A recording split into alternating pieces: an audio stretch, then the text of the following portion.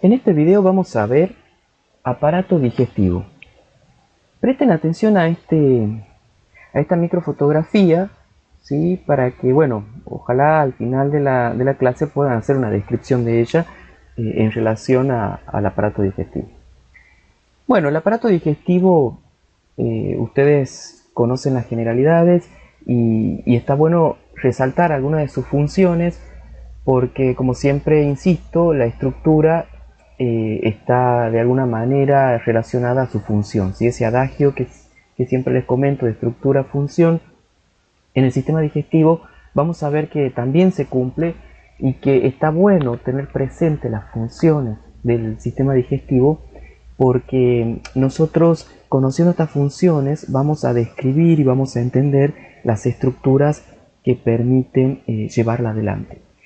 Como funciones generales del sistema digestivo podemos pensar en que tiene que ver, por supuesto, con ingestión, o sea, con la ingesta, la incorporación, la introducción del alimento, ya sea sólido o líquido en la cavidad oral, la masticación, lo que va a permitir de alguna manera dividir, si es un alimento sólido, en pequeñas piezas que puedan ser digeribles, ¿sí? El movimiento, la motilidad, que está dado principalmente por la musculatura del tubo digestivo, lo cual va a permitir el movimiento del alimento o de su contenido a lo largo de todo el tubo.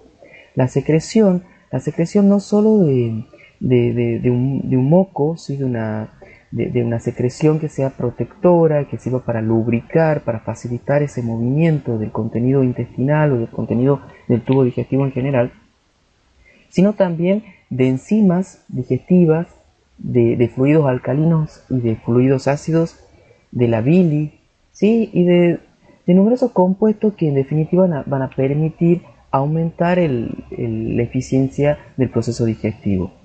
Liberación de hormonas que permiten de alguna manera controlar localmente a ese tubo digestivo, sobre todo relacionado hormonas que tienen que ver con la motilidad y con la función secretora que acabamos de ver del sistema digestivo. Una digestión química, ¿sí? O sea, también como función del tubo digestivo lleva adelante, además de la digestión mecánica, una digestión química a través de procesos degradativos por enzimas hidrolíticas que permiten desdoblar las moléculas más grandes que forman parte de los alimentos en moléculas más pequeñas que puedan ser absorbidas. La absorción, ¿sí? Justamente de estas moléculas que se han generado en el proceso de la digestión enzimática, de la digestión química mecánica, absorber agua, por supuesto, también. Y también forma parte la eliminación, o sea, forma parte de la función del tubo digestivo, la eliminación de todos aquellos componentes que no han podido ser absorbidos y que no son digeribles, ¿sí?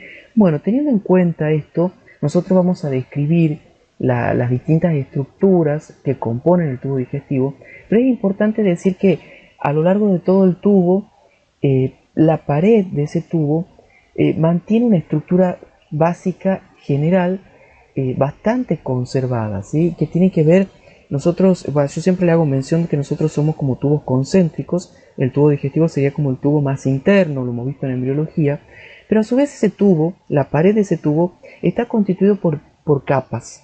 Si nosotros empezamos desde la luz del tubo hacia afuera, la capa más interna lo constituye la mucosa. La mucosa, como ya también hemos hecho alusión a ello, la mucosa va a estar formada por un epitelio. Acá lamentablemente el aumento no nos permite diferenciar muy bien, pero la mucosa va a estar formada por un epitelio y por un tejido conectivo subyacente en el que se apoya ese epitelio y que en la mucosa en particular recibe el nombre de lámina propia. Vamos a ver que en el tubo digestivo la mucosa además tiene una capa muscular que es propia de la mucosa y se conoce como muscular de la mucosa, ¿sí? El tejido conectivo, después vamos a ver que por debajo de la mucosa tenemos una submucosa. La submucosa tiene un tejido conectivo un poco más denso, ¿sí? Que la lámina propia de la mucosa, y además presenta algo muy importante que tiene que ver con la motilidad del intestino y que es un plexo, el conocido plexo submucoso o de Meissner, ¿sí? que en definitiva lo que va a hacer ese plexo nervioso, es justamente inervar esa zona y permitir el movimiento peristáltico. Después de la submucosa vamos a tener una capa muscular que a lo largo del tubo digestivo, salvo principalmente en el estómago donde se suma una tercera capa, a lo largo del tubo digestivo la capa muscular está constituida por dos capas. Una capa muscular que, si ustedes lo ven acá, ¿sí?, en este corte transversal, la interna es circular, o sea, sus fibras están como dando vueltas al tubo digestivo, y la otra es longitudinal, la más externa es longitudinal. Ven que las fibras musculares están como acompañando el eje longitudinal del tubo digestivo. Bueno, entre estas dos capas se suma un segundo plexo nervioso, un plexo mientérico, que se conoce con el nombre de Auerbach, ¿sí?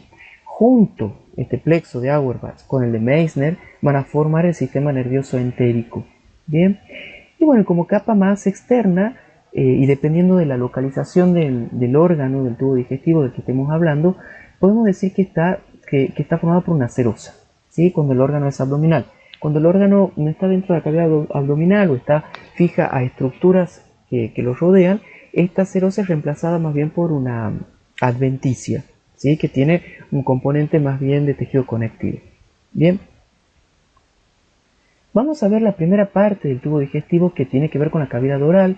La cavidad oral, si ustedes hacen el ejercicio de cerrar la boca, de cerrar los dientes, ¿sí?, de cerrar las mandíbulas, van a ver que tenemos dos cavidades. Una que queda entre los dientes y los labios, ¿sí?, y otra que queda contenida en el arco dentario, ¿sí?, donde está la lengua. Entonces, así podemos dividir esa cavidad oral en lo que es el vestíbulo, que es la primera parte que les he señalado, y la cavidad oral propiamente dicha. Bien, acá lo importante es que la mucosa de la cavidad oral va a cambiar en función también de las funciones que cumple. La parte de la mucosa que tiene una función masticatoria, que es muy importante, como por ejemplo la mucosa de las encías y del paladar duro, está formado por un epitelio plano estratificado queratinizado, y en algunas regiones es paraqueratinizado. Nosotros, no recuerdo si lo hemos visto, pero el epitelio, ¿se acuerdan? El queratinizado es porque sus células superficiales han desalojado, han expulsado el núcleo y han reemplazado ese espacio y han cubierto todo su citoplasma por queratina. El paraqueratinizado se diferencia del queratinizado en que algunas de sus células superficiales no pierden sus núcleos. Sí, es una pequeña diferencia, o sea, tiene queratina, pero no todas han perdido su núcleo. Ustedes acuérdense por qué es importante que en esta mucosa, la masticatoria, esté un epitelio plano estratificado. El de revestimiento también está formado por un epitelio plano estratificado queratinizado, y en algunas regiones es paraqueratinizado, o sea, en pocas regiones, ¿sí? El paraqueratinizado no es tan importante como lo es quizás en la mucosa masticatoria. El de revestimiento, la mucosa de revestimiento va a formar parte de los labios, de las mejillas, la mucosa alveolar, el piso de la boca y la superficie ventral de la lengua y el paladar blando. Es muy importante también justamente el epitelio estratificado, porque está protegiendo estas regiones, ¿sí? Y la mucosa ya de la cavidad oral, que se conoce como especializada, tiene que ver principalmente con la sensación del gusto, ¿sí? Y por eso se lo asocia y se lo ubica a este epitelio, a esta mucosa de la cavidad oral, principalmente con la cara dorsal de la lengua, la superficie dorsal de la lengua, porque es ahí, vamos a ver, donde se alojan justamente las papilas gustativas que nos van a permitir a nosotros el sentirle el sabor a los alimentos. Bueno, les decía que la lengua es una masa de músculo estriado, en donde sus fibras corren en distintas direcciones y está cubierto por una mucosa, ¿sí? La lengua, además de permitir la fonación en el tubo digestivo, ayuda al proceso de digestión, ¿sí? A poder mover los alimentos, desplazar los alimentos y permitir también su masticación y la deglución. Les decía que las fibras musculares están orientadas en todas las direcciones, lo que permite un alto nivel de movilidad. El tejido conectivo que se forma entre los fascículos de los músculos está como invadido por la misma lámina propia de la mucosa, lo que hace que la membrana mucosa se adhiera fuertemente al núcleo muscular, ¿sí? O sea que eso permite que la muscular no se desgarre a pesar de los movimientos que tiene la lengua y del trabajo que hace la lengua. Y además recordemos que es un epitelio especializado, ¿sí? El de la mucosa de la superficie dorsal de la lengua. Les decía que en esa superficie dorsal de la lengua nosotros podemos distinguir principalmente un tercio, lo hemos visto en embriología, ¿sí? Un tercio posterior, ¿sí? Y 2 tercios anteriores. El tercio posterior de la lengua tiene las famosas amígdalas linguales y la porción anterior tiene las papilas linguales, ¿sí? Que ya vamos a ver que pueden ser de 4 tipos. Aquí están, ¿sí? Las filiformes, las fungiformes, las foliadas, ¿sí? Y las caliciformes. Esto, el nombre sugiere la forma que tienen esas papilas, ¿sí? Las papilas básicamente están formadas por un núcleo de tejido conectivo y un epitelio estratificado plano que los rodea, ¿sí? Las papilas filiformes son puntiagudas y tienen la función, principalmente no está asociado tanto al gusto, sino a la función de la fricción, ¿sí? Les da como la aspereza suficiente a la lengua para poder permitir el movimiento de los alimentos durante la masticación, ¿sí? Si la lengua tuviera una superficie lisa, sería muy difícil cumplir esta función de mover el alimento en la cavidad vocal para la deglución y para la digestión. Les decía que justamente como estas papilas filiformes no están asociados al gusto, carecen de terminaciones de corpúsculos gustativos y su epitelio está queratinizado. Entonces ahí tenemos justamente el ejemplo que hablábamos hace rato, que parte de la mucosa dorsal de la lengua está tapizado por un epitelio estratificado queratinizado. Vamos a ver que las papilas foliadas, ¿sí?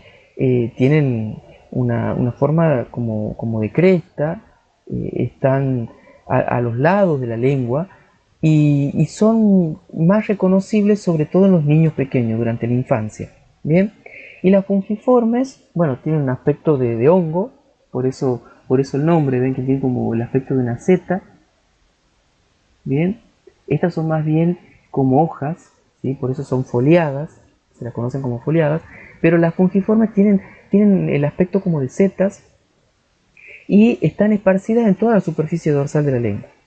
Y después vamos a ver las que son muy importantes y que además, no solo por la función, sino que también sobresalen y tienen un tamaño relativamente mayor que las anteriores, son las caliciformes. Estas que están representadas acá se ubican más o menos en orden de 8 a 12 en la línea en forma de B que está cerca del surco terminal de la lengua. Los corpúsculos gustativos están presentes en las fungiformes y en las foliadas, porque hemos dicho que las únicas pero son más abundantes en las caliciformes. O sea, están presentes en las tres, en las caliciformes, en las foliadas y en las fungiformes, no en las filiformes, porque acuérdense que las filiformes no tienen la función de degustación, y sí son más significativas, más importantes en las caliciformes. De hecho, cuando se las describe, generalmente se las describe asociadas a estas papilas. Si ustedes se fijan, el diagrama de una papila gustativa, que es lo que estamos viendo acá, ven que esta es la papila caliciforme y este es el corpúsculo gustativo, está aquí, ¿sí? Nosotros lo ampliamos. ¿Qué vamos a ver? Que las células que conforman esta papila gustativa son principalmente de 3 tipos. Unas que son de apoyo o de sostén, ¿sí? Que son estas. Después están las basales y sí las gustativas propiamente dichas, que tienen como una especie de microvellosidades en los extremos que se proyectan a través de un orificio que hay en el epitelio que se conoce como poro gustativo, ¿sí? Y los axones sensoriales aferentes de estas células ingresan por el extremo basal de las papilas, ¿sí? Que estamos viendo acá, ¿ven? Y hacen sinapsis con las células gustativas, ¿ven? Entonces, los axones del nervio que va a permitir el sentido del gusto ingresan por esa porción basal y hacen contacto con las células las células gustativas, ¿sí? Que son las principales. El epitelio escamoso de la superficie, nosotros podemos ver las papilas. Bueno, acá tenemos, por ejemplo, ya una microfotografía en donde tenemos esto es un esquema y acá ya tenemos la representación. Este es un esquema que representa un corpúsculo gustativo, una papila gustativa, ¿sí? Y acá en realidad tenemos ya una microfotografía donde ven los núcleos, donde ven las distintas células que conforman ese corpúsculo gustativo. Ahí tienen los aumentos. Les decía que la superficie dorsal de la lengua puede dividirse en un tercio posterior, ¿sí? Que tienen como elevaciones lisas. Este sería el tercio posterior. Tiene elevaciones lisas, y los dos tercios anteriores que están separados por esta línea en forma de V en donde se agrupan esas papilas caliciformes, ¿sí? La superficie de los dos tercios anteriores es rugosa debido justamente a la presencia de estas papilas filiformes, ¿ves? Que están dispuestas a lo ancho de toda la superficie, y en algunas zonas, ¿sí? Como hay parte del epitelio que se queratiniza, en algunas zonas esa queratina superficial se engrosa y se tiñe por los alimentos. Lo estamos viendo acá, ¿ven? Esto se conoce como lengua en costra, que sería esta porción, y que, bueno, es visible o notoriamente visible sobre todo en los ancianos, que es el caso de esta lengua. ¿Ven? Acá tenemos las papilas caliciformes. Este es el tercio anterior, este es el tercio posterior. Estas son las elevaciones lisas que les hablaba. Bueno, y estas costras que se forman pueden tener también colonias bacterianas. Les decía que cada papila caliciforme está rodeada por un conducto, por eso tiene esa forma también, ¿sí? Tiene una forma como de cáliz, pero está rodeada por un conducto, que acá en este corte se puede ver el surco que forma ese conducto. Y ¿sí? Por eso en forma como de una fosa, ¿sí? Es como que hay un pequeño pozo. A ver si... Bueno, acá se ve mejor, ¿ven? Es como una pequeña fosita en donde se aloja la papila caliciforme. En el epitelio, que está aquí justamente como tapizando la papila donde está ese surco, hay numerosos botones gustativos, ¿sí? Y se asocia generalmente a la papila gustativa caliciforme a la sensación del sabor amargo, ¿sí? También hay pequeñas glándulas salivales que son, o sea, son pequeñas glándulas, no son como las principales que vamos a ver más adelante, que también van a secretar sus productos en este surco. Los conductos de varias glándulas salivales pequeñas y que son de naturaleza serosa principalmente, que se conocen como las glándulas de von Ebner, desembocan en este surco profundo de las papilas caliciformes, ¿sí? A la derecha ustedes, bueno, están viendo una papila caliciforme. Acá vemos una papila del tipo fungiforme y acá una filiforme. ¿Ven?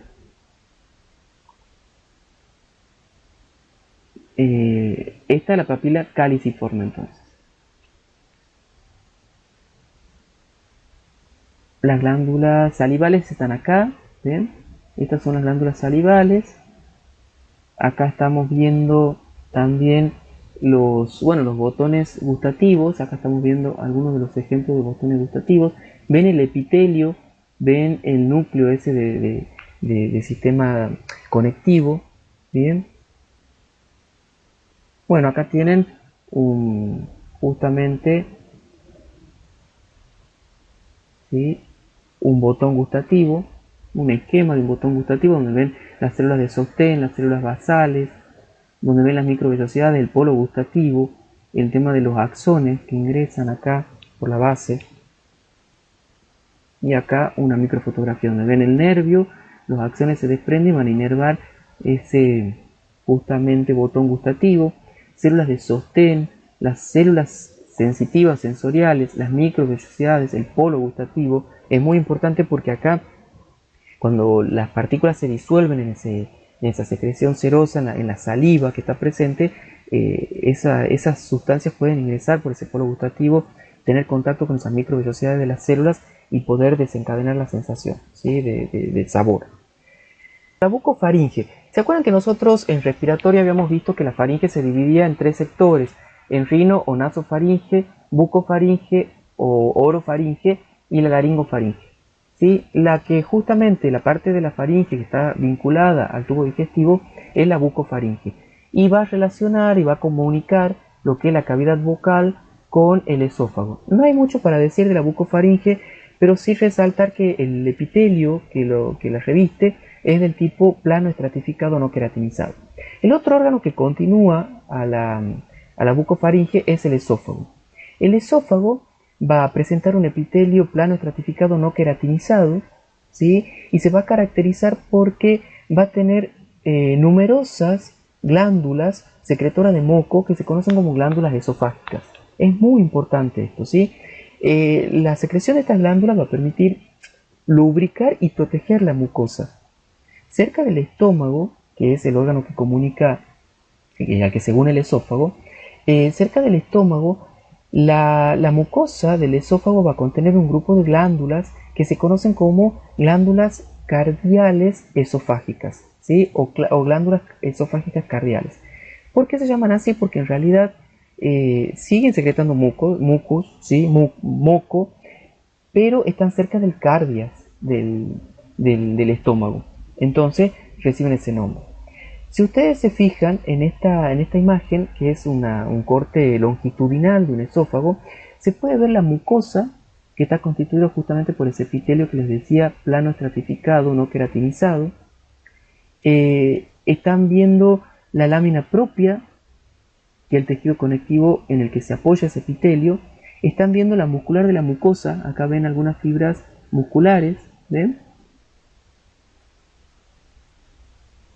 Y por debajo de esta mucosa está la submucosa que contiene las glándulas. Estas son las glándulas.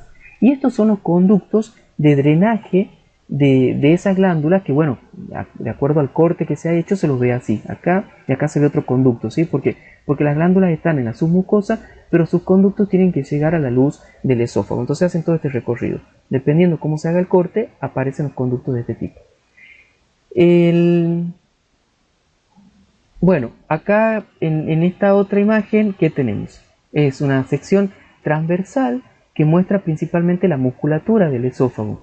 Acuérdense que el esófago va a tener fibras, podemos decir que a lo largo de su eje, nosotros vamos a poder dividirlo como en tercios, ¿sí? El primer tercio va a tener fibras musculares, sobre todo esqueléticas, o sea, estriadas esqueléticas.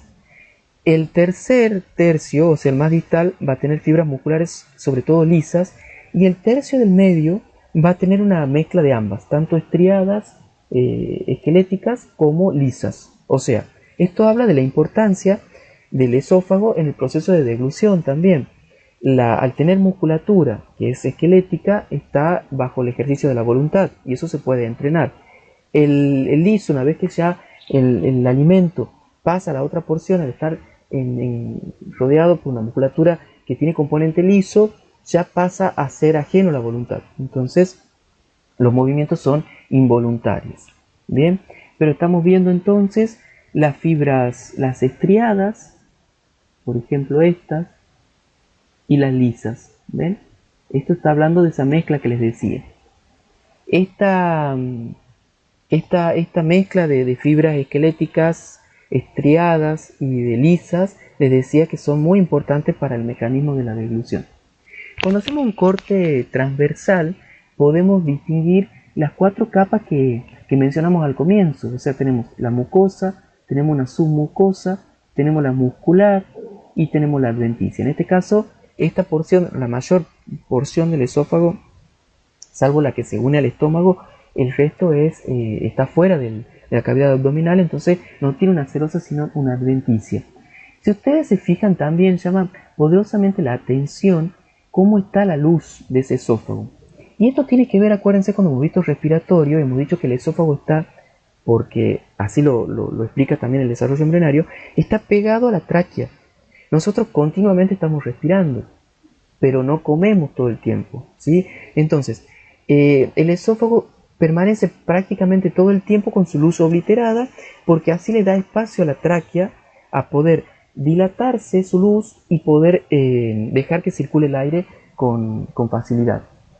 Entonces, en el momento que vamos a hacer pasar el alimento por el esófago, la luz del esófago se va a distender y gracias a la musculatura, ¿se acuerdan de la tráquea? Como sus anillos cartilaginosos eran incompletos, ese músculo traqueal va a hacer que la luz de la tráquea se pueda reducir y le dé espacio al esófago a que pueda dilatar su luz. Entonces así va a permitir el pasaje del alimento. Bien, ¿qué más? Bueno, les decía que solamente 1 o 2 centímetros del esófago reemplaza la adventicia por la serosa. Bien, pero acá se ve perfectamente el epitelio, que hablábamos, estratificado. Miren, la submucosa también se ve muy bien. La muscular se ven, la circular, la longitudinal y bueno, la adventicia, que es tejido conectivo. Acá estamos ampliando el tema de justamente una zona del epitelio, esto que están viendo acá, ¿sí? Estamos viendo ese epitelio estratificado, muy bien marcado. Estamos viendo la lámina propia en la que se apoya ese epitelio y estamos viendo la muscular de la mucosa. ¿Ven? O sea que respeta esa estructura general que nosotros habíamos mencionado. Acá un poco para marcarles ahora la transición a lo que es la siguiente porción del tubo digestivo, que es el estómago. En esta microfotografía ustedes van a poder ver lo que es el esófago con su epitelio estratificado plano y lo que van a ver ya la pared del estómago, en donde ese epitelio ya es un epitelio gástrico. Vamos a ver que es un epitelio simple, tiene que ver con la secreción, ¿sí? Es muy importante. La secreción acá es una cuestión más de protección, tiene función secretora, por supuesto, porque tiene glándulas, pero el estómago se caracteriza por la secreción. Entonces vean la diferencia que hay entre estas dos porciones del tubo digestivo. Por supuesto que vamos a tener la muscular de la mucosa, tanto en el esófago como en el estómago. Vamos a tener una submucosa en donde vamos a ver las glándulas esas esofágicas, sobre todo acá donde ya está cerca del estómago van a ser las cardiales. La submucosa, les decía, está bien marcada, y parte de la musculatura del esófago, ¿sí? Y parte de la musculatura también del estómago. Pero acá lo principal, si ustedes prestan atención, tiene que ver sobre todo con la presencia de estas glándulas en la submucosa y con el tipo de epitelio en la mucosa. El estómago, ustedes habrán estudiado en anatomía, que es una dilatación muscular del tracto digestivo, lo hemos visto también en la clase de embriología. Se produce la digestión tanto mecánica como química y se lo puede dividir en regiones. La región, una es el cardias, que es justamente la porción donde se une con el esófago, se llama cardias porque está cerca del corazón, y en su extremo final el píloro. ¿Sí? Yo les decía que píloro tiene que ver con portero porque de alguna manera está regulando el pasaje del contenido del estómago al duodeno. Después tenemos la región que justamente se llama fundus, ¿sí? Que es esta región como en forma de cúpula, que lo ven acá, y que la podemos delimitar trazando una línea imaginaria que pase por arriba del cardias. Si nosotros trazamos una línea así, horizontal, que pase por arriba del cardias, y ese es el fundus. Y después del fundus nosotros tenemos, por supuesto, el cuerpo, y ahí constituimos las distintas partes del estómago: cardias, fundus, cuerpo y píloro. ¿Sí? Si nosotros hacemos un corte de esta porción, les decía que vamos a ver esa transición, ese epitelio de transición entre el esófago y el estómago, que acá también se ve muy bien el epitelio estratificado y el epitelio que es más bien columnar, simple, y se lo cambia abruptamente, ¿sí? El epitelio que recubre el esófago es reemplazado de forma abrupta por un epitelio, como les decía, columnar o cilíndrico simple en el estómago. Se ven las glándulas cardíacas, las glándulas esofágicas cardíacas o cardiales, ¿sí? Que está acá, ¿ven? En la submucosa de la porción del esófago. ¿Qué más? Bueno, la lámina propia, la muscular de la mucosa, la submucosa. Acá tenemos un esquema donde se ve también lo interesante de la musculatura. Tenemos la circular y la longitudinal, que están en todo, prácticamente a lo largo de todo el tubo digestivo, pero en el estómago se suma una capa oblicua que es la más interna. O sea, antes era la circular, la interna, ahora la oblicua pasa a ser la más interna. Y eso tiene que ver también con la función que tiene el estómago, de permitir esa digestión mecánica, ¿sí? Tiene que ser una pared bastante resistente. Estamos viendo que además, acá también lo vemos, hay unas arrugas, ¿sí? Unas arrugas que de alguna manera van a permitir, se conocen como arrugas o pliegues gástricos, ¿sí? Son unos pliegues longitudinales, o sea que acompañan al eje mayor del estómago. Se los ven internamente ustedes cuando vean un estómago, seguramente van a poder apreciar en su interior estas arrugas, y de alguna manera sirven para aumentar la superficie de secreción y de absorción en el estómago. Toda la mucosa del estómago está ocupado por glándulas que se conocen como glándulas gástricas, que son tubulares simples, ¿sí? O sea, toda la superficie está constituida por esas glándulas gástricas. El epitelio es igual en toda la superficie, incluso porque vamos a ver que junto a estas arrugas, ven, lo estamos viendo acá, vamos a tener unas pequeñas depresiones o fositas gástricas. Entonces, el epitelio que recubre toda la superficie del estómago es igual, incluso en esas fosas gástricas, ¿sí? Es un epitelio simple, ¿bien? Lo que sí van a cambiar son los tipos de glándulas que se van a encontrar en las regiones, en las distintas regiones del estómago, ¿sí?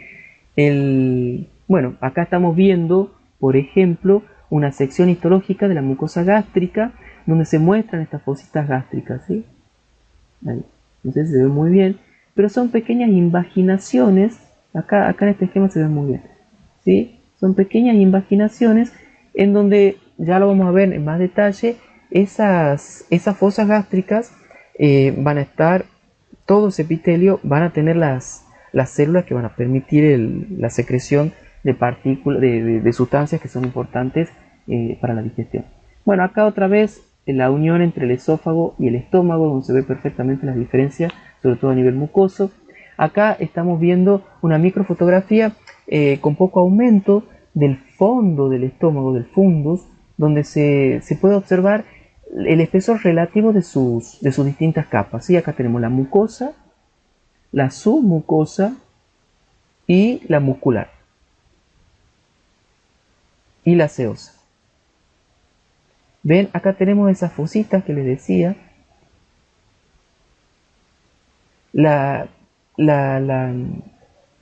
Bueno, acá tenemos, ven, esto que se ve acá es el orificio que se podría ver mirando de arriba acá, ¿sí? Estos son como pequeñas invaginaciones, son fositas, ¿sí? que ingresan y están recubiertas por epitelio. ¿Qué más? Bueno, acá tenemos más. ¿Ven? Tenemos justamente una sección del mismo revestimiento donde se muestran las células mucosas superficiales que forman parte, ¿ven? Estas son las mucosas superficiales que forman parte del epitelio columnar y que revisten esas fositas. Estas son las fositas, las fosas gástricas. O sea, el orificio de apertura es lo que estamos viendo acá. Bien.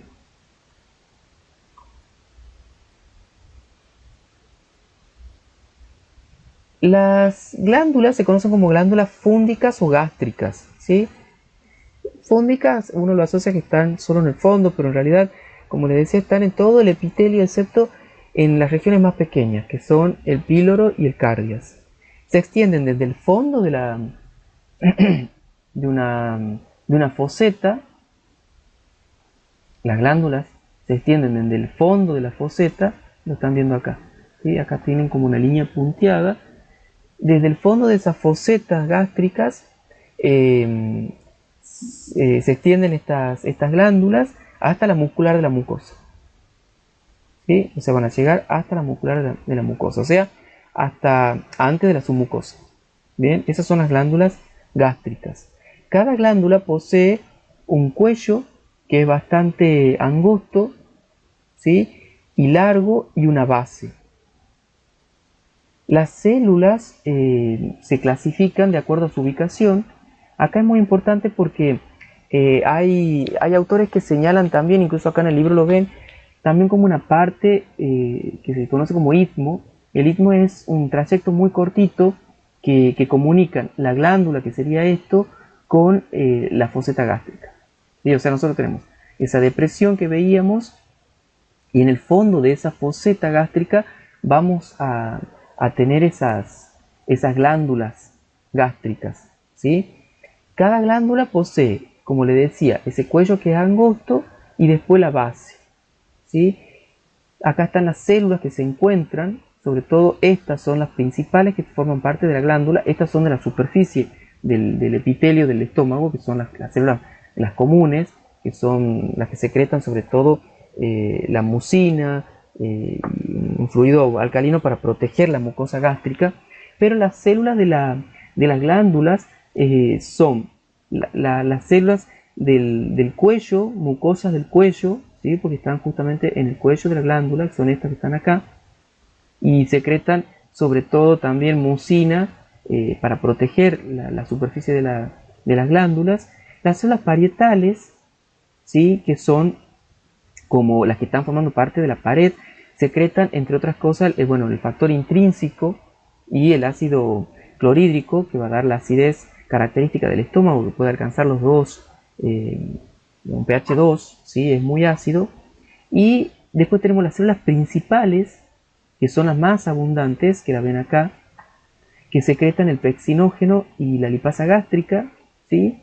Y después tenemos unas células que son del sistema entero endocrino, que van a secretar, gastrina, y esa gastrina va a ir a la sangre. Ustedes después en fisiología van a ver cuáles son las funciones de cada una de estas secreciones. Aquí las células que están faltando, que son muy importantes y que lo hemos visto en neurología, son las células indiferenciadas, o las células madre, que están también en el fondo de las glándulas y que de alguna manera van a permitir reemplazar cuando esta mucosa se renueva, ¿sí? Reemplazar las células que se han ido muriendo por células nuevas. Bueno, acá tenemos de vuelta lo que tenemos, una arruga. Esto sería una arruga gástrica. Esa arruga gástrica vamos a reconocer justamente las depresiones, las fositas gástricas, y en el fondo de estas fositas van a desembocar las glándulas gástricas, ¿sí? Que esas glándulas a su vez van a estar formadas por distintos tipos celulares. Las más abundantes son las células principales.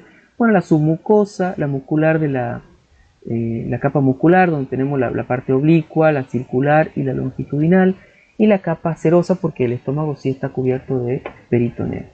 Bueno, un poco con más detalle de la glándula gástrica, ¿ven? Donde se puede ver el istmo, el cuello y la base de esas glándulas. Acá vemos, por ejemplo, un nódulo linfático. Bien, esta es la submucosa,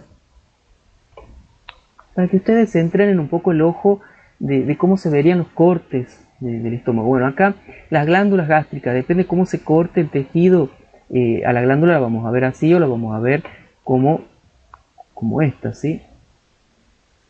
Depende en dónde sea el corte. La mayoría, les decía, de las glándulas gástricas, o sea, todo esto está ocupado por glándulas gástricas. La mayoría de sus células son las células principales, están acá. También las parietales que forman la pared. Bueno, ven la submucosa, la lámina propia, la muscular de la mucosa. Insisto en esto, pero es importante para que ustedes lo entiendan, ¿sí? Las fosetas gástricas y las glándulas, por supuesto, las glándulas gástricas.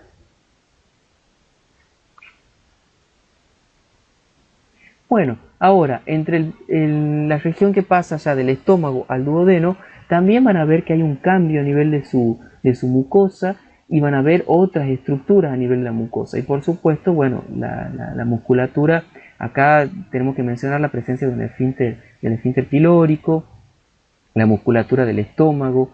Acá miren, unas células que están teñidas de otro color forman parte del plexo mientérico del estómago. Este es el plexo mientérico del duodeno.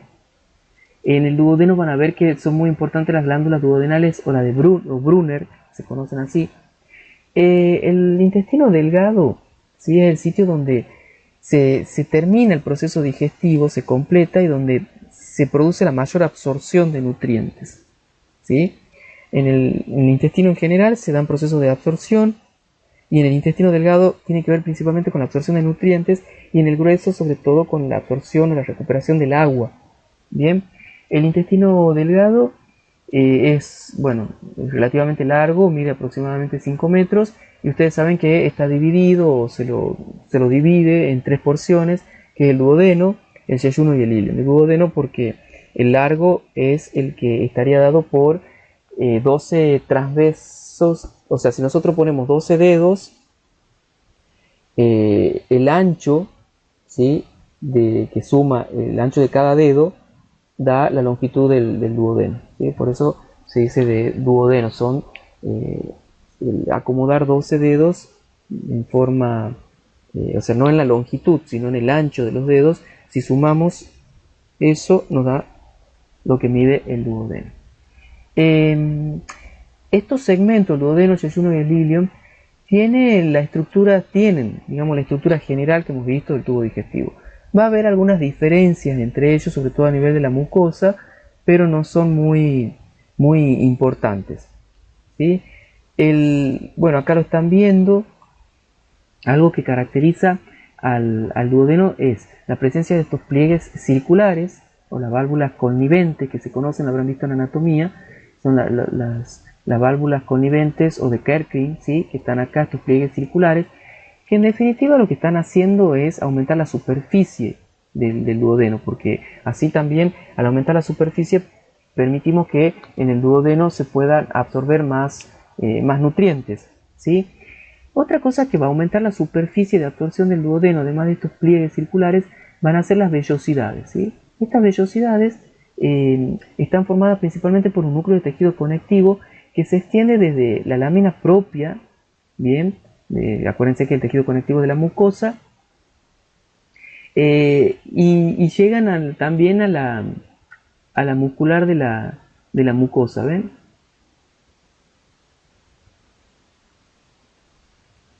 ¿Sí? Entonces, esa vellosidad se va a extender desde la lámina propia y va a tener fibroblastos, va a tener fibras musculares lisas, va a haber linfocitos, células plasmáticas, capilares incluso fenestrados, capilares linfáticos. ¿Por qué? Porque, como les decía, aumenta la superficie de absorción. Entonces, todo esto, si ustedes lo estiran, hacen que el intestino, que tiene un diámetro relativamente, más el delgado, relativamente pequeño, esto aumenta esa superficie en la que van a estar en contacto los alimentos. Y si esta superficie no está irrigada de vasos sanguíneos e incluso de vasos linfáticos, no tiene importancia el aumento de esa superficie. Bien, entre las vellosidades, ustedes están viendo acá hay una vellosidad, acá tendría que haber otra. Entre vellosidades hay como una pequeña cripta, que son las famosas criptas intestinales o criptas de Lieberkühn, ¿sí? Estas son las criptas de Lieberkühn. Bueno, ahí el epitelio intestinal continúa y reviste esa cripta. Bien, el extremo apical de cada enterocito, o sea, de las células que van a conformar ese epitelio que está revistiendo la superficie del duodeno, del intestino delgado, el enterocito, vamos a ver que esas células van a tener en su superficie apical microvellosidades, o sea, van a tener como proyecciones de su citoplasma cubiertos de un glucocálix y cubiertas de su membrana plasmática que van a permitir aumentar la superficie de absorción. Entonces son otras estructuras, pero ya presentes en las células, que aumentan la superficie de absorción, ¿sí?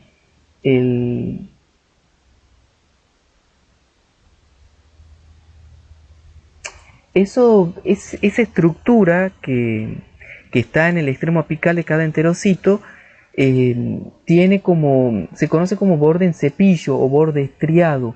Cuando nosotros lo miramos ultraestructuralmente, ese borde estriado se ve como una capa de microvellosidades, ¿sí? Que están densamente empaquetadas. Entonces el famoso borde en cepillo que ustedes habrán visto, habrán leído en los libros, ¿sí?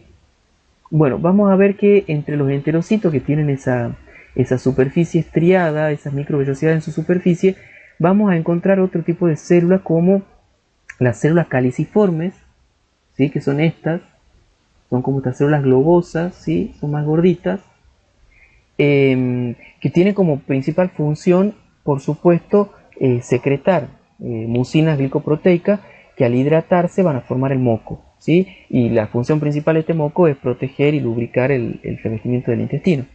Después otras células que vamos a encontrar también en el duodeno son las células de Paneth, que están ubicadas sobre todo en la región más bien basal de estas criptas intestinales.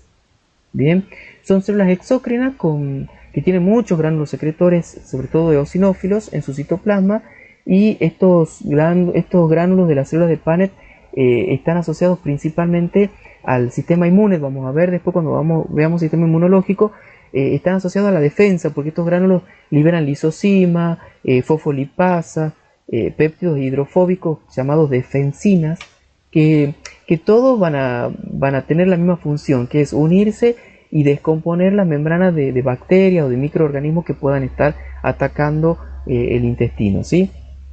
Las células de Paneth, como les he dicho, lo vamos a ver después o de Paneth, lo vamos a ver después en el sistema inmunológico. Entonces, el epitelio ese que conforma el epitelio que está recubriendo, un epitelio simple, ¿sí? Que está recubriendo la superficie del duodeno, va a estar conformado en su mayoría por los enterocitos, que tienen esa modificación a nivel de la superficie, que tienen la función principal de absorber, pero también intercalados entre ellos en menor cantidad van a tener las células caliciformes, y en la base de estas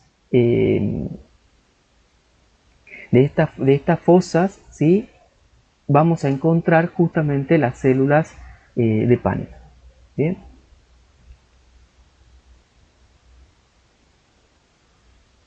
Bueno, un poco para seguir describiendo lo que veíamos recién, tenemos las vellosidades intestinales. Fíjense que son estructuras grandes, recubiertas por ese epitelio, y a su vez cada una de sus células, de su enterocito, si lo vemos al microfotografía, al electrónico, vamos a ver las microvellosidades, que no son más que proyecciones, les decía, del citoplasma hacia la superficie apical, y se ven perfecto acá las microvellosidades, ¿ven? Acá están viendo la unión que hay entre dos células. Acá hay una célula y acá hay otra célula, para que también vayan entrenando el ojo, ¿sí? Acá estamos viendo, por ejemplo, las células de Paneth, que están en la base de las criptas de Lieberkühn, ¿sí?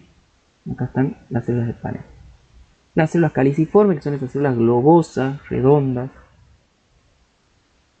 Les decía que el epitelio que cubre el intestino es un epitelio columnar, o sea, cilíndrico, en donde la mayor función que tiene es la de absorber. Están viendo acá las células que son de enterocitos, que tienen esa microvellosidad en la superficie, y están viendo las células secretoras de moco, las caliciformes.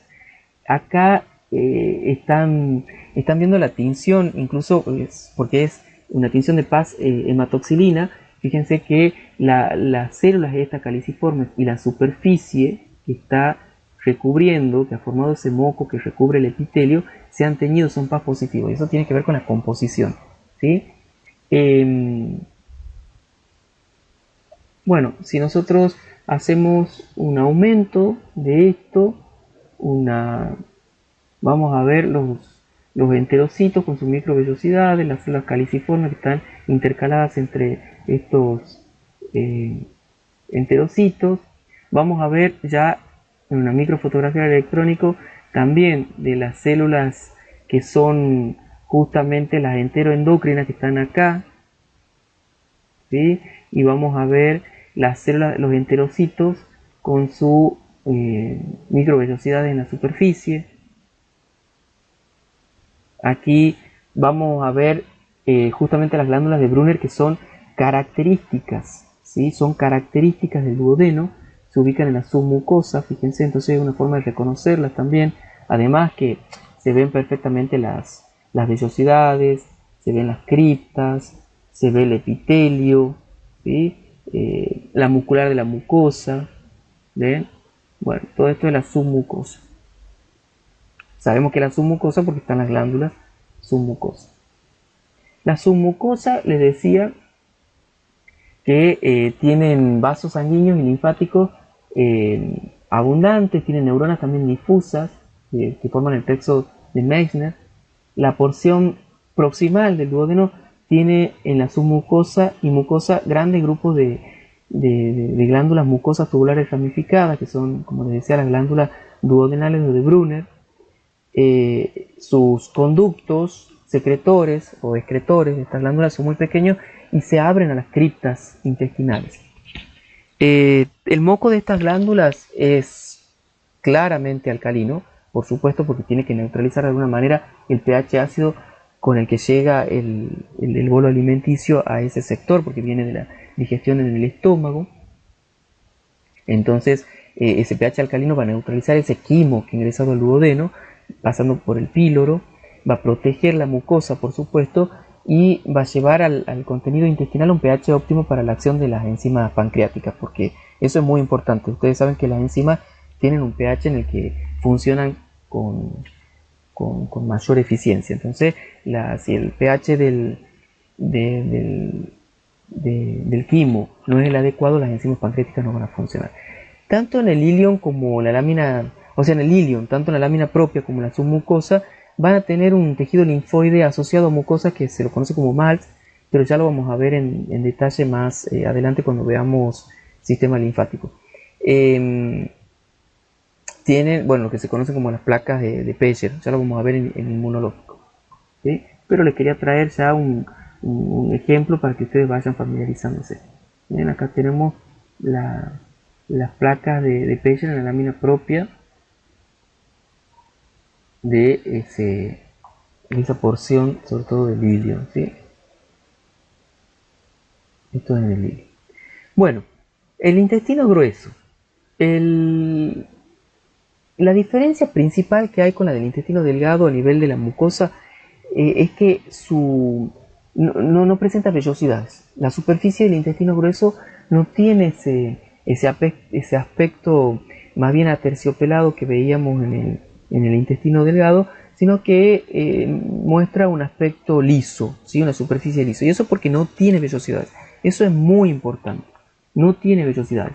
La submucosa está muy vascularizada, ¿sí?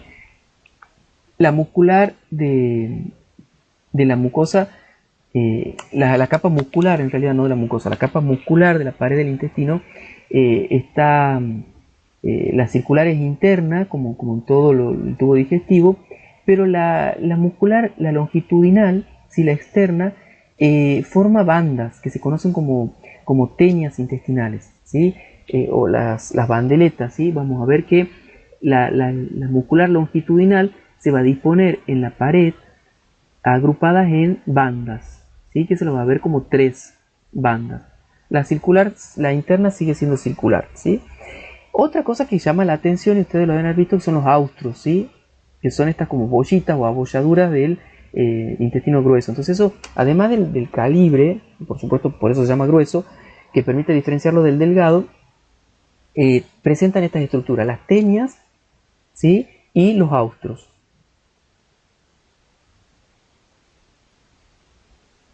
El epitelio de la mucosa del intestino grueso contiene los mismos tipos celulares que el intestino delgado, excepto que no tiene células de Paneth, ¿sí? que generalmente en el humano no están presentes. La mucosa está ocupada, por eso les digo, ven las células caliciformes, tienen las glándulas intestinales, tienen la muscular de la mucosa, tienen la apertura, bueno, de esa glándula intestinal. Los tipos celulares son muy parecidos a los del intestino delgado, ¿sí? Si nosotros vemos ahora una sección transversal del colon, vamos a ver la muscular externa, ¿sí? Vamos a ver la submucosa. Acá estamos justamente en una porción, nosotros hemos cortado el colon, tiene en esa bandeleta, esa tenia, hemos pasado justo por donde había una tenia y podemos ver la capa muscular.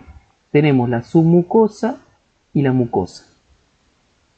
Bien, el intestino grueso vamos a tener parte serosa y parte adventicia, porque recuerden que se hace retroperitoneal, sobre todo el colon ascendente y el descendente. Aquí, por ejemplo, estamos viendo glándulas cortadas transversalmente, donde se ve la luz del tubo, ¿sí? La lámina propia en la que están estos conductos excretores de las glándulas, ¿sí? ¿Qué más? En esto podemos ver una sección longitudinal de una glándula. Esto es transversal, donde se ve el conducto, ¿sí?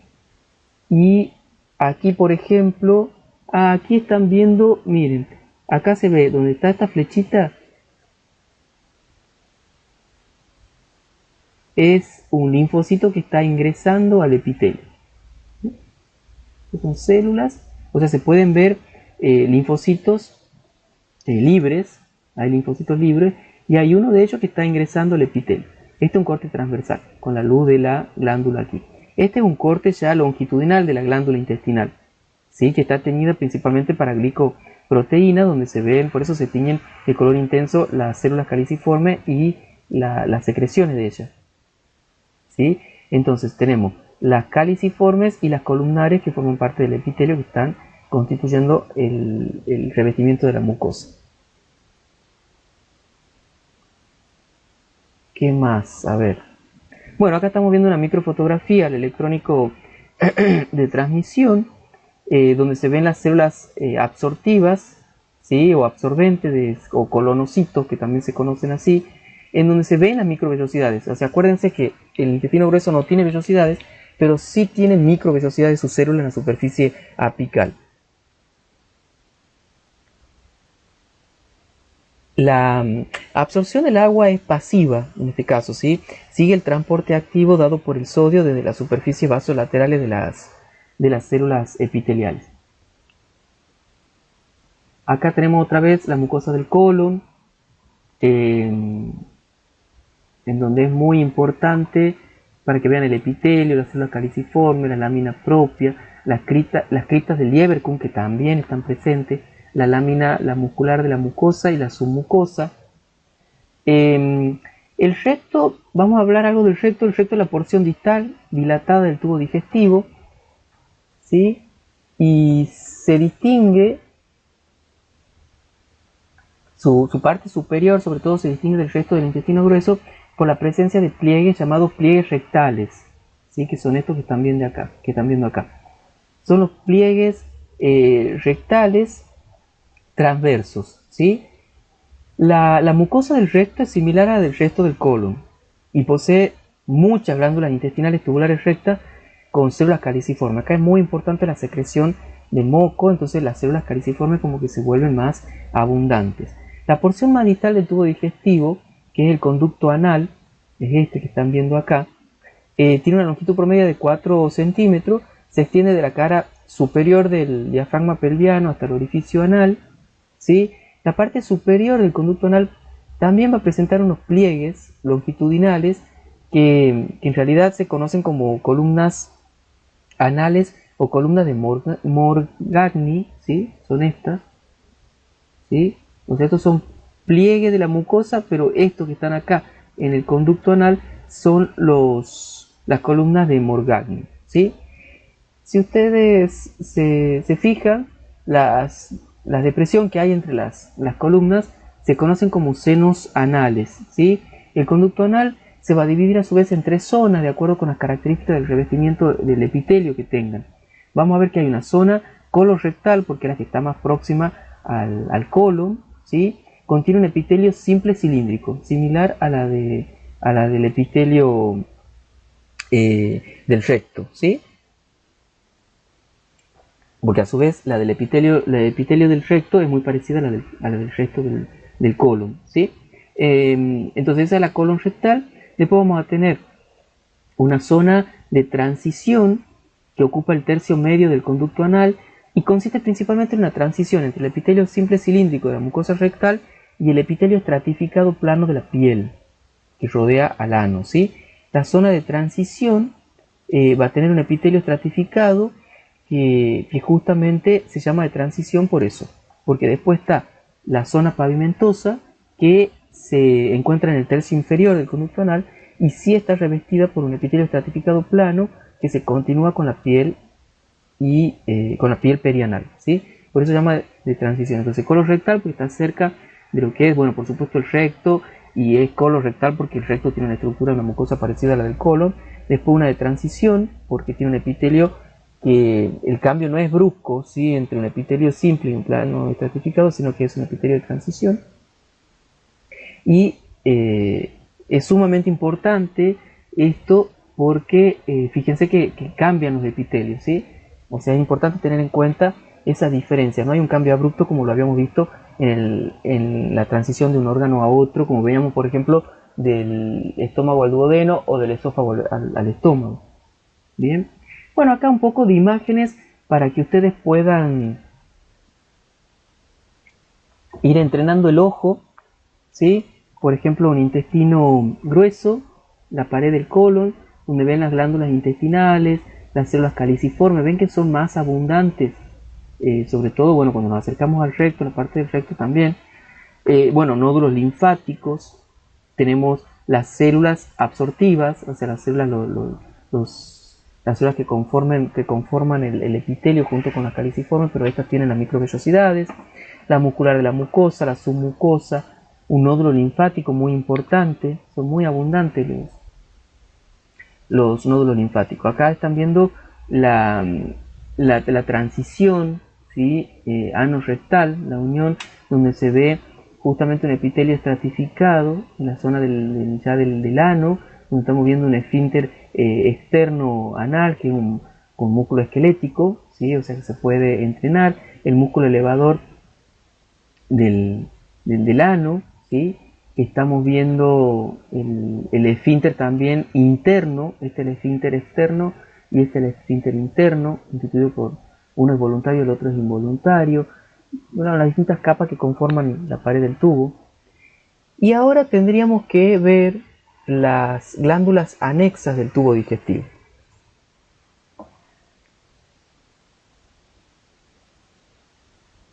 Con respecto a las glándulas anexas, tenemos que hablar en primer lugar de las glándulas salivales. Las glándulas salivales, en realidad hay numerosas glándulas y ya hemos mencionado las que son las pequeñas, hemos mencionado que estaban, ¿se acuerdan cuando hablábamos de la boca? Pero las grandes, las que tienen incluso una estructura importante en tejido conectivo que las acompaña, son las que se conocen como glándulas salivales principales y son tres: las parótidas, ¿sí? Las sublinguales, que se ubican, como el nombre lo sugiere, debajo de la lengua, y las submandibulares, que se ubican por debajo de la mandíbula.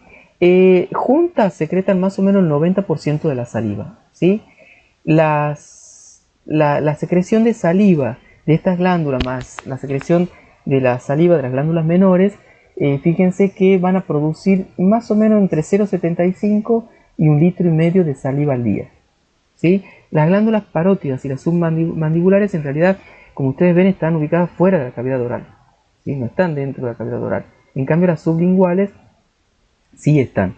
Entonces, las parótidas y las submandibulares van a tener un conducto largo que va a permitir llevar la secreción de esa glándula a la cavidad oral. Bien, la glándula parótida es subcutánea y está situada por debajo y delante del oído externo, ¿sí? Cuando se produce la inflamación, ¿se acuerdan de estas glándulas? Sobresalen de la cara, se reconoce con facilidad. La glándula submandibular se encuentra por debajo del piso de la boca, ¿sí? En el llamado triángulo submandibular del cuello, región suprayoidea lateral, ¿sí?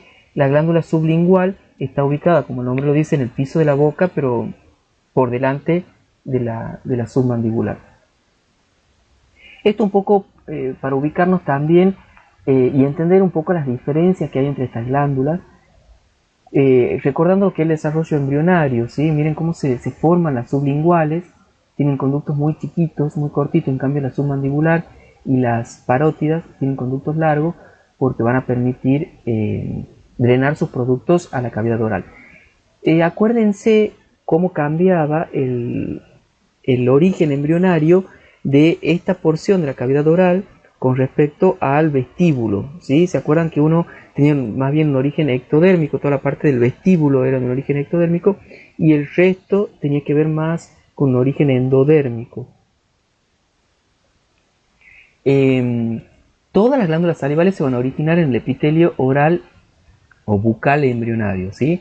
Al principio la glándula va a adoptar la forma de un cordón macizo que va a proliferar hacia el interior del mesénquima, o sea, se va a formar en el epitelio y va a proliferar hacia el mesénquima. Una vez que prolifere, esas células van a formar cordones que se van a ramificar, van a tener un extremo dilatado, y luego en esos cordones internamente se va a producir la muerte celular y va a dar lugar a los conductos, ¿sí?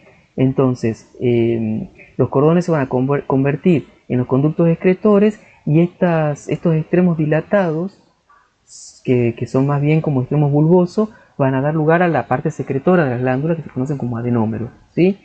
Las glándulas salivales principales, les decía que están rodeadas por una cápsula de tejido conectivo, ¿sí? Que tiene una densidad moderada y ese tejido conectivo, como en toda glándula, va a emitir tabiques que va a dividir a la glándula en lóbulos y en lobulillos, ¿sí? Esos tabiques además van a tener los vasos sanguíneos y van a tener también los conductos excretores más grandes. El tejido conectivo que está asociado con los adenómeros se mezcla, o sea, todo el tejido que está asociado acá se va a mezclar con el tejido conectivo laxo que está rodeándolo, ¿sí? Entonces, el que forma la cápsula y los tabiques es más bien denso, pero cuando llega a los adenómeros se va a ir mezclando con el laxo que lo está rodeando a ellos.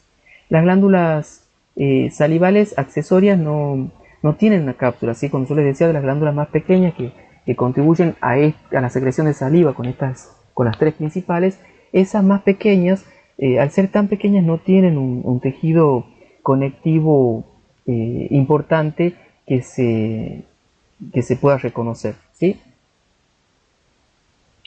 O sea, no tienen una cápsula. Bien, las porciones secretoras vamos a ver que están compuestas en general por unas células más bien piramidales, ¿sí? Que son las serosas, o más bien las células pueden ser, me decía, serosa o mucosa, ¿sí? Van a tener forma piramidal, la de la porción secretora, y vamos a ver que tenemos estas que son principalmente serosas y estas que son principalmente mucosas. Los acinos, que son los grupos justamente de estas células secretoras, van a consistir de células secretoras de proteínas, ¿sí? Van a tener sus núcleos redondeados, van a tener un retículo endoplasmático rugoso más bien basal, muy importante, con extremos apicales llenos de vesículas de secreción, ¿sí? Porque justamente su función es la de secretar esas partículas que se sintetizan. Si ustedes se fijan, bueno, la glándula submandibular se caracteriza porque son tubulocinares mixtas, o sea, tienen secreción serosa y mucosa, combinan estas dos secreciones, y vamos a ver más adelante una característica importante al momento de hacer un corte histológico para poder visualizarla y reconocerlas, ¿sí? Porque se forman lo que se conoce como semiluna serosa. Bien, bueno, en una glándula típica nosotros podemos reconocer entre sus conductos un conducto, acá lo están viendo, ¿sí? Un conducto intercalar, ¿sí? Y un conducto que lo están viendo acá estriado, ¿sí? Suelen reconocerse, ya lo vamos a ver, hay otro conducto importante que ya lo vamos a ver en otras diapositivas. Los conductos, les decía, entonces tenemos el intercalar que va a partir del acino, ¿sí? El conducto estriado que se va a denominar así porque tiene como estriaciones que corresponden a repliegue de la membrana plasmática basal de las células que están formando su epitelio, ¿sí? O sea, van a ver que se producen como unos pliegues en esa membrana de la célula y eso repercute en la superficie y le da como característica estriada, ¿sí? Y bueno, después vamos a tener los conductos excretores, que son los conductos mayores que desembocan en la cavidad oral, ¿sí? La unidad funcional La unidad funcional básica de las glándulas salivales se conoce como cialona. La cialona consiste en el adenómero, llamado acino, y en los distintos segmentos de la vía de excreción. ¿Sí? En esta imagen estamos viendo el ejemplo, la representación esquemática, donde tenemos las células secretoras que están en el extremo, y luego tenemos el conducto intercalar, el conducto estriado y el conducto mayor o conducto excretor.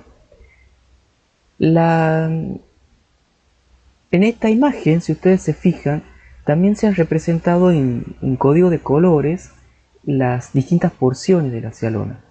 Si ustedes se fijan bien, hablábamos que la parótida, por ejemplo, tiene una secreción serosa. Entonces, ¿qué quiere decir? Que el color rojo asociado al acino está vinculando a esas células con una secreción serosa. Y la otra secreción posible es la mucosa. Entonces, el color amarillo, si ustedes se fijan, está vinculando a esas células a una secreción mucosa. Algo que nos llama la atención tiene que ver con estas células que son, esta cialona, digamos, que son mucosa o mayoritariamente mucosa. Si ustedes se fijan, los conductos intercalares y el conducto estriado es lo que más varía, ¿sí? Prácticamente el conducto excretor es común o un tamaño relativamente similar en los tres tipos de glándulas salivales principales. Pero si prestamos atención, por ejemplo, en esta que tiene una naturaleza mayoritariamente mucosa, el conducto estriado es muy pequeño, ¿sí? Siendo más importante en una glándula mixta como es la submandibular. Entonces, este esquema es para representarles un poco esa estructura general. Las glándulas mucosas, en las cuales la secreción no se modifica, poseen, como les decía, un conducto intercalar incluso poco desarrollado, ¿sí? O sea, tanto el conducto estriado como el intercalar en la mucosa está poco desarrollado. En las otras, en realidad es muy importante el conducto intercalar sobre todo, porque se producen modificaciones de la secreción serosa, ¿sí? También en el estriado. Lo que sucede es que cuando las células del acino secretan sus productos, esos productos avanzan, hacen el recorrido a través de los conductos y en ese transporte se va produciendo la absorción de determinados componentes de la secreción original y también alguna secreción de algún componente adicional para dar lugar después al producto final que pasa al conducto excretor. Entonces, generalmente las secreciones de naturalezas serosas, ¿verdad?, son las que más modificaciones experimentan en este recorrido que hacen a través de los conductos. Por eso son importantes estos conductos en estas glándulas. Si ustedes se fijan, hay algo interesante también que tiene que ver con la técnica histológica y con lo que nosotros conocemos en histología como son los artefactos, ¿sí? Los artefactos, cuando nosotros observamos en un corte algo que se ha producido por efecto de la misma técnica histológica y no porque en la naturaleza se encuentre así. Algo característico de las glándulas salivales mixtas es la presencia justamente de esto que se denomina semiluna serosa, ¿sí? Esta estructura, ¿por qué? Porque en realidad las células serosas, cuando se hace una fijación convencional, tienden a desplazarse hacia la periferia y adquieren esta especie de forma de media luna, ¿sí? ¿Ven? Una media luna rodeando a las células de secreción mucosa. Pero es solamente un artefacto de la técnica y es muy importante saber reconocer eso, ¿sí? Si ustedes se fijan, acá tenemos representadas algunas de las glándulas. Tenemos por ejemplo las parótidas, como se ven la división, bueno, los tabiques que emite de tejido conectivo que emite la cápsula, ¿sí? También se ven los lobulillos. Los lóbulos son las estructuras más grandes, separadas por estos tabiques de mayor calibre. Acá por ejemplo están viendo un conducto estriado que es intralobulillar, ¿sí? Y como les decía, los distintos, y bueno, los tabiques dividiendo los lobulillos, ¿ven? Estos tabiques que están, estos son lobulillos. Acá por ejemplo tenemos una submandibular en donde podemos ver un conducto excretor interlobulillar, ¿sí? O sea, el estriado y el intercalar son intralobulillar. Acá tenemos por ejemplo un excretor que es de mayor calibre, que es interlobulillar. Y acá tenemos, por ejemplo, ven que son de menor calibre, un conducto intralobulillar.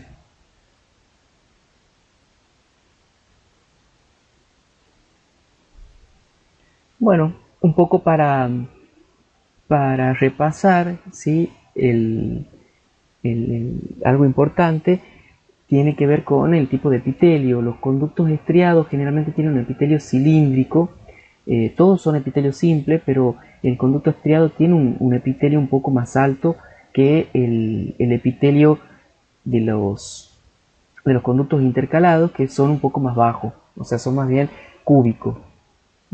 Esta imagen me ha parecido también muy interesante traerla a colación para que ustedes miren.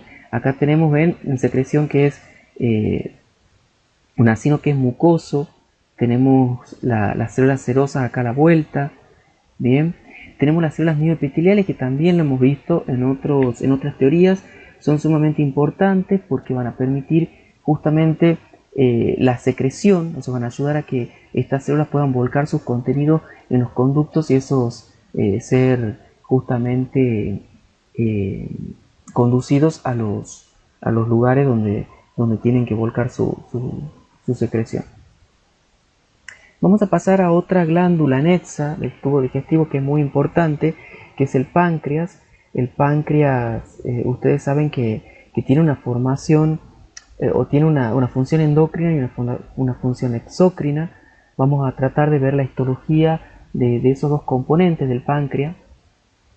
La secreción exócrina del páncreas está regulada principalmente por dos hormonas que son de naturaleza proteica, o sea, son polipeptídicas, y que a su vez están producidas por las células enteroendocrinas del intestino delgado que hemos visto antes, ¿sí? ¿Se acuerdan de esas celulitas que estaban en el intestino delgado que tenían función endocrina? Bueno, las dos hormonas son la colecistoquinina, ¿sí? O CFK, que va a estimular la secreción de enzimas por parte de las células de los acinos pancreáticos, y la secretina, que va a promover la secreción de agua y de iones bicarbonato, principalmente por las células del conducto. El páncreas secreta aproximadamente 1 litro de líquido por día, que es más o menos el mismo volumen de bilis secretado por el hígado. Mientras la bilis se concentra en la vesícula biliar, todo el volumen de secreción pancreática llega al duodeno, si no tiene un lugar de almacenamiento. Entonces los acinos secretan un volumen reducido de líquido con proteínas muy abundantes, por lo cual las células del conducto intercalar tienen que secretar mucho líquido y mucho sodio y bicarbonato, ¿sí? Sobre todo porque el bicarbonato sirve para neutralizar la acidez del quimo y que entra al duodeno, y de esa manera darle las condiciones adecuadas para que las enzimas pancreáticas puedan intervenir. Las células secretoras serosas del acino pancreático producen los precursores de las enzimas digestivas del páncreas, ¿sí? Son muy particulares porque el conducto inicial, que parte del acino, o sea, el conducto sería como el intercalar que habíamos visto hace rato, en realidad comienza dentro del mismo adenómero, ¿sí? Entonces las células del conducto que están dentro del acino reciben el nombre de células centroacinosas. No sé si se entiende, ¿sí? O sea, hay células que forman parte del conducto y esas células que son del conducto, como está el conducto en parte como introducido en el mismo adenómero, esas células en particular que están dentro del adenómero reciben el nombre de centroacinosas, ¿sí? Es como que tienen una ubicación central. Acá están viendo, por ejemplo, un acino pancreático, ¿sí? Acá están viendo, por ejemplo, un islote pancreático.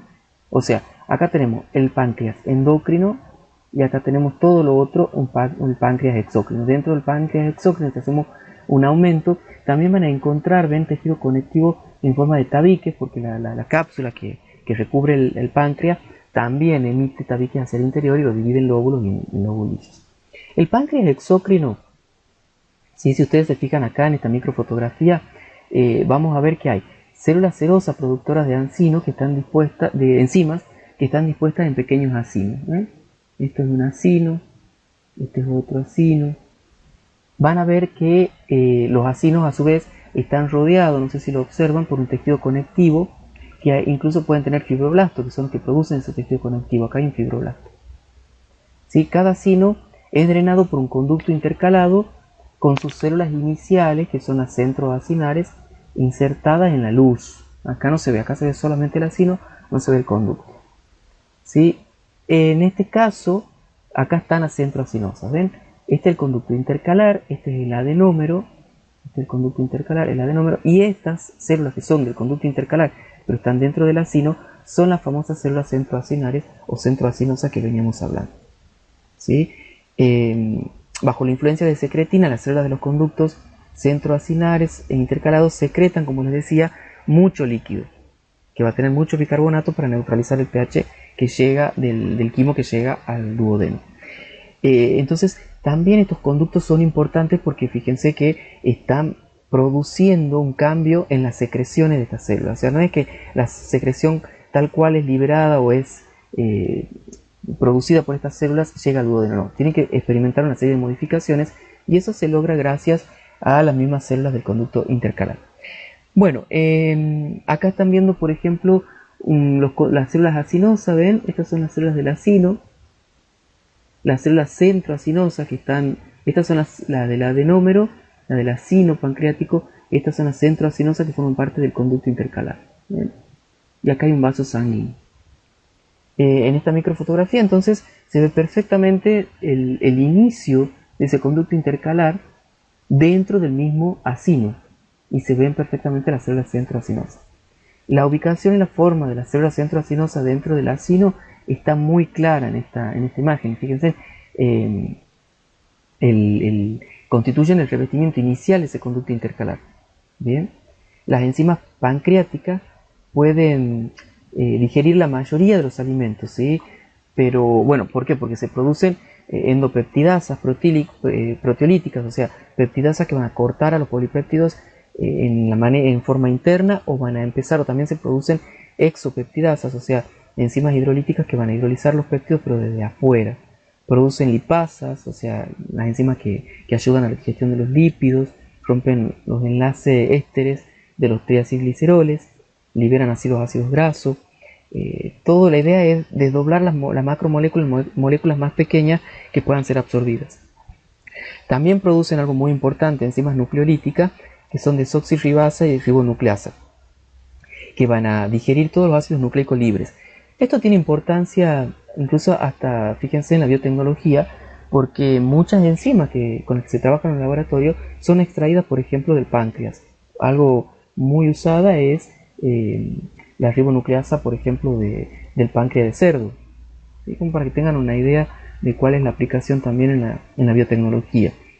Sí es importante recordar que las enzimas digestivas que son sintetizadas y son secretadas aquí solamente se van a activar cuando alcancen la luz del intestino. O sea, eso habla de la fuerza que tienen estas enzimas, porque no se pueden activar antes. Si se activan antes, nosotros recuerden que todo lo que estamos hablando prácticamente está constituido por proteínas. Entonces estas enzimas podrían degradarlas. Por eso es importante que se activen recién en la luz del duodeno, porque si no podrían degradar las mismas proteínas de las células. Bueno, acá tienen, por ejemplo, o el capilar, que es el que están viendo acá. O sea, acá hagan de cuenta que se ha hecho un corte así, se ha hecho un corte y se ha tomado esta cara del capilar, sea el conducto, las células acinosas, la centroacinosa, ¿bien? Porque esto está como más aplastado, más alargado, bien, pero tienen justamente acino, tiene que ver con la palabra, con uva, entonces la forma es como de una uva, bien. Bueno, el conducto colector intralobulillar y después irá a conductos interlobulillar y los conductos mayores.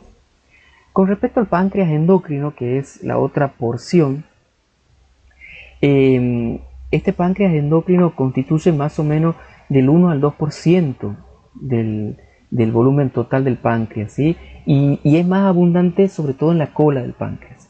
Esto para que ustedes tengan también una idea, cuando hagan un corte, cuando vean un corte de páncreas, ¿cuál es el parénquima mayoritario?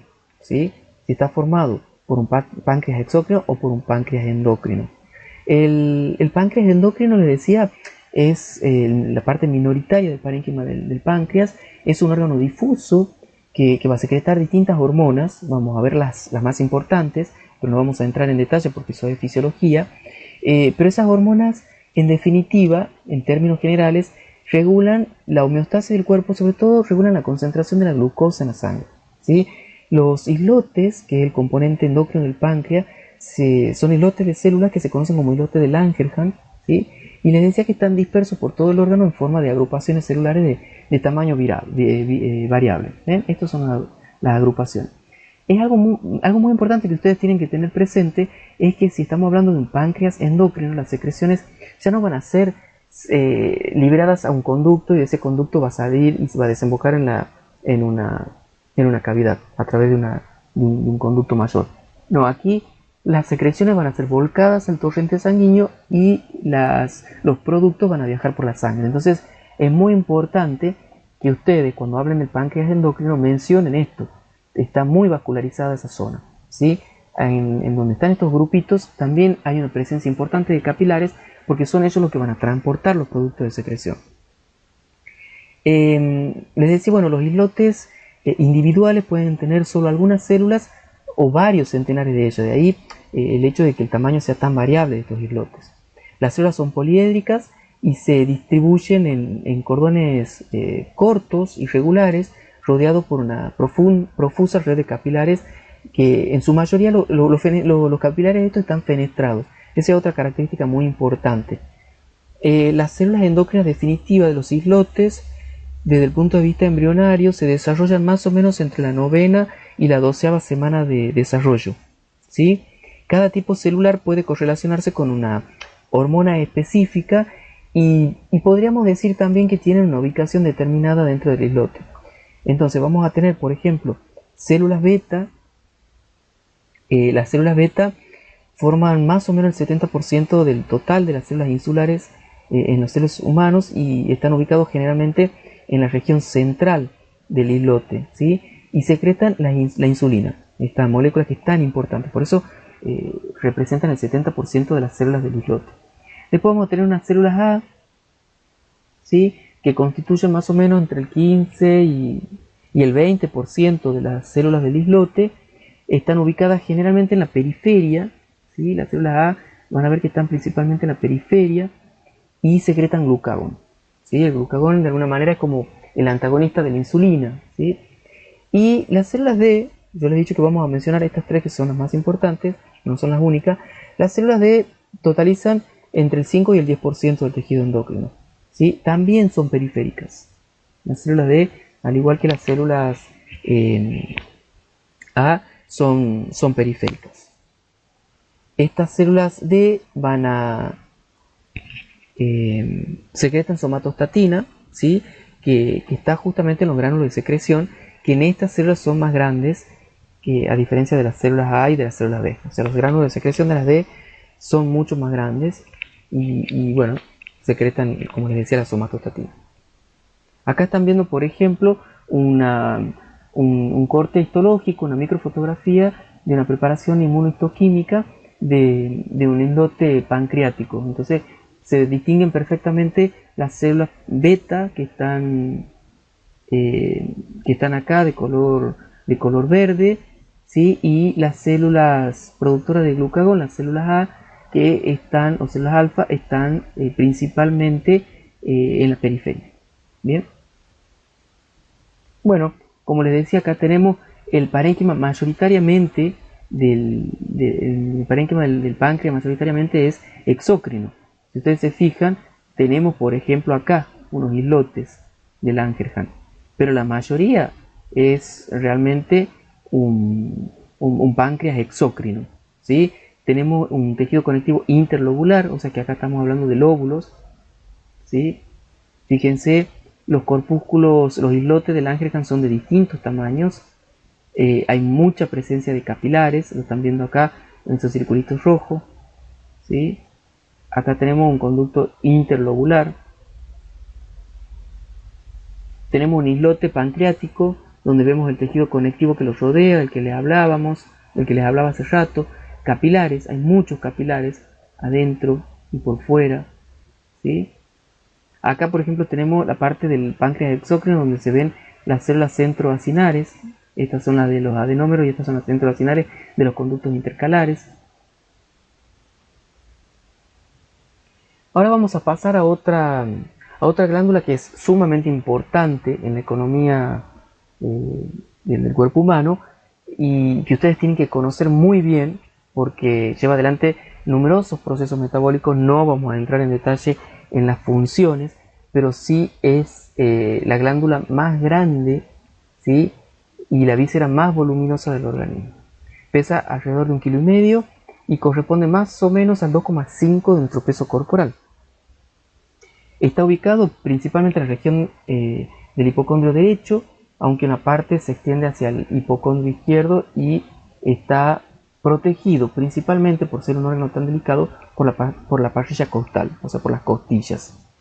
Está revestido por una cápsula de tejido conectivo fibroso que se conoce como la cápsula de Gleason. Esa cápsula va a emitir tabiques hacia su interior y también va a presentar, ustedes fíjense, una parte en una parte del hígado, por fuera de esa cápsula de Gleason va a aparecer una cubierta serosa, que es el peritoneo visceral. La otra parte de la glándula, que no está cubierta por ese peritoneo, está adherida directamente al diafragma o a otros órganos. ¿Sí? Acuérdense que el hígado se ha formado en el septum transverso, entonces hay una parte que no está rodeada de peritoneo, que está metida en esa estructura que también va a dar lugar después al diafragma. A ver, es muy importante que ustedes sepan esta estructura que vamos a ver ahora, que tiene que ver con los lobulillos. Vamos a hablar del lobulillo clásico. Sí, hay otras clasificaciones en afinar, en el lobulillo portal, hay otras clasificaciones del lobulillo, pero nosotros vamos a hacer referencia al clásico y es muy importante que ustedes lo entiendan. Un lobulillo, o sea, a ver, la cápsula rodea el hígado, emite tabiques, divide en lóbulos. Esos lóbulos a su vez, esos tabiques se ramifican y esos lóbulos son divididos en lobulillos y esos lobulillos están, por supuesto, conformados por las distintas células que vamos a nombrar a continuación. Un lobulillo hepático clásico tiene esta forma hexagonal, o sea que serían como 6 lados, ¿sí? Acá hay 1, 2, 3, 4, 5 y 6, ¿sí? Tenemos una vena central y tenemos en cada vértice de ese poliedro, de ese cuerpo poliédrico, ¿sí? De ese hexágono, vamos a tener un espacio formado por lo que se conoce la tríada portal. La tríada portal, que si nosotros ahora vamos a ampliar esto para que lo veamos con más detalle, está la vena central, está la tríada portal. La tríada portal va a estar formada por un conducto biliar, ¿sí? Un conducto biliar, rama de la vena porta y rama de la arteria hepática. Rama, ¿sí? ¿Por qué? Porque por el ilio del hígado van a entrar la vena porta y la arteria hepática, pero a medida que se va produciendo el tabicamiento del hígado por el tejido conectivo, ese tejido conectivo que estamos viendo acá acompaña toda esa división y a ese tejido conectivo acompañan ramificaciones de esa arteria y esa vena que han ingresado por el ilio del hígado. Acá está faltando también la parte linfática, que también está presente el vaso linfático, pero se habla de tríada portal porque en realidad funcionalmente son importantes estos tres componentes. Acá es muy importante también reconocer cuál es el sentido de la sangre por los sinusoides y el sentido de circulación de la bilis. De hecho, va a ser un ejercicio que ustedes van a tener para la casa. Vamos a detallar, les decía un poco, esta estructura. Entonces, si nosotros tomamos un lobulillo hepático y ampliamos este sector, vamos a ver la vena central y en el vértice la tríada portal. ¿Cómo se forma ese lobulillo? Estas ramas de la arteria hepática y de la vena porta se siguen ramificando y se transforman en capilares. ¿Qué tipo de capilares? Lo que ustedes conocen, los sinusoides. Los sinusoides son como canaletas, son abiertos, lo cual va a permitir que la sangre llegue por acá, circule hacia la vena central y bañe los cordones de hepatocitos que están dispuestos de manera radial. Desde el centro de la vena central hay láminas de hepatocitos, cordones de hepatocitos dispuestos radialmente. El hígado del niño cuando recién se forma, además de mostrarse lobulado por fuera, internamente estas paredes suelen estar formadas por dos capas de células, ¿sí? A medida que pasa el tiempo y llegamos al hígado de adulto, además el hígado de adulto, vamos a tener que estas láminas son de una capa de células. Bien, entonces ese es el sentido de circulación de la sangre. Va de la periferia al centro, entonces se dice que es una circulación centrípeta, ¿sí? La bilis, ¿quiénes la producen? Ojo con eso, ¿sí? Porque suelen confundirse y decir que la produce la vesícula biliar. No, la vesícula biliar la concentra. La bilis es producida por los hepatocitos en el hígado. Entre hepatocito y hepatocito no hay más que lo que separa a ellos son sus membranas. Entonces, cuando entre un hepatocito que está al lado de otro, ¿sí? Supónganse aquí, entre este y estos dos van a secretar bilis hacia el espacio que hay entre los dos. A medida que vayamos acercándonos a la tríada portal, esos conductillos biliares que no tienen membrana propia, no tienen pared propia, sino que su pared está dada por las mismas membranas de las células, esos conductillos biliares, a medida que se acercan a la tríada, empiezan a adquirir pared y se transforman en conductos biliares, ¿sí? Entonces la bilis tiene este sentido. Ustedes sabrán decir qué tipo de sentido es. Se produce por los hepatocitos y circula hacia acá. Bien, acá tenemos por ejemplo una rama, un espacio portal de la tríada portal, ¿sí? Donde tenemos incluso, bueno, este es el parénquima, ¿sí? Esta es la vena central, estos son los componentes, los distintos componentes de la tríada portal, ¿sí? Es muy importante que ustedes sí reconozcan estos componentes. Esta es una ramificación de la vena porta, esta es una ramificación de la arteria hepática y este es un conducto biliar, ¿sí? O sea, tienen otro arreglo al que tienen puesto acá, ¿sí? Esto a su vez no está tan prolijamente dispuesto en el hígado, ¿sí? Ustedes van a encontrar grupos de lobulillo en un sentido, grupos de lobulillo en otro, no hay problema. Pero la sangre, por supuesto, va a llegar por esas arterias, porque les decía, por el ilio hepático, se va a empezar a ramificar. A nivel del lobulillo se va a ramificar de esta manera y va a llegar a la vena. Si ustedes prestan atención, acá tenemos otro sistema porta, ¿sí? ¿Por qué? Porque estas ramas, estas arterias, tanto la vena porta, sobre todo la vena porta, que tiene como tributaria la del intestino, la mesentérica superior, la inferior, la del páncreas, ¿sí? En este momento no me acuerdo con detalle, pero todas esas están, sobre todo las mesentéricas, están capilarizadas en los intestinos, están tomando, absorbiendo todo lo que se puede de los intestinos. Esos capilares empiezan a aumentar de calibre y se transforman en la vena porta. Y la vena porta, cuando llega al hígado, se vuelve a capilarizar. ¿Y en qué se transforma? En capilares venosos y que desembocan en la vena central. Entonces, ahí tenemos un sistema porta del tipo venoso. Bien, es muy importante que tengan en cuenta que la arteria, sobre todo la arteria hepática, va a traer sangre fundamentalmente oxigenada para la vitalidad del órgano, ¿sí? Va a contribuir también a la función del órgano, pero tiene más bien como una función nutricia, más que funcional. La funcional está dado más por la vena porta. Una pequeña aclaración. A la vuelta de los sinusoides, si ustedes se fijan, hay un espacio que se conoce como espacio perisinusoidal. y se denomina también espacio de Dice. Es muy importante, porque en esos espacios, sobre todo en el de Dice, va a haber otras células, ¿sí?, que van a cumplir otras funciones en el hígado.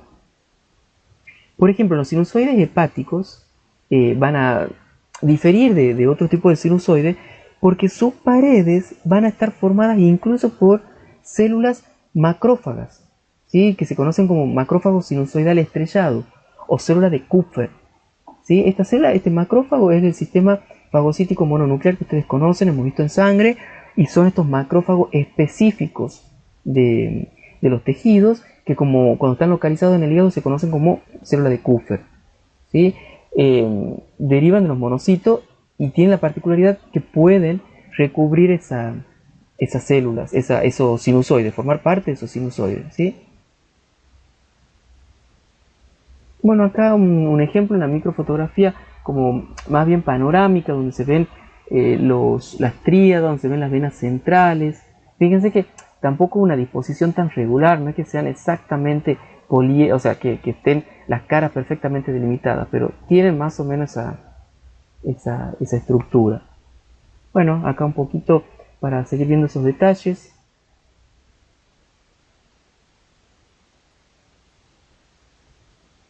¿Sí? Estaría bueno que ustedes indaguen qué son las células de Ito, qué función tienen, dónde se ubican las células de Ito en el hígado.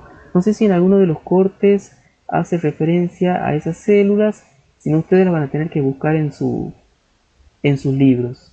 Si acá ven, por ejemplo, una célula de Kupffer que está como metida en la pared del sinusoide, pero no estoy viendo una célula de Ito, que son células muy importantes, y qué relación tienen estas células de Ito con la dieta, por ejemplo, de los esquimales. A ver si pueden hacer esa correspondencia.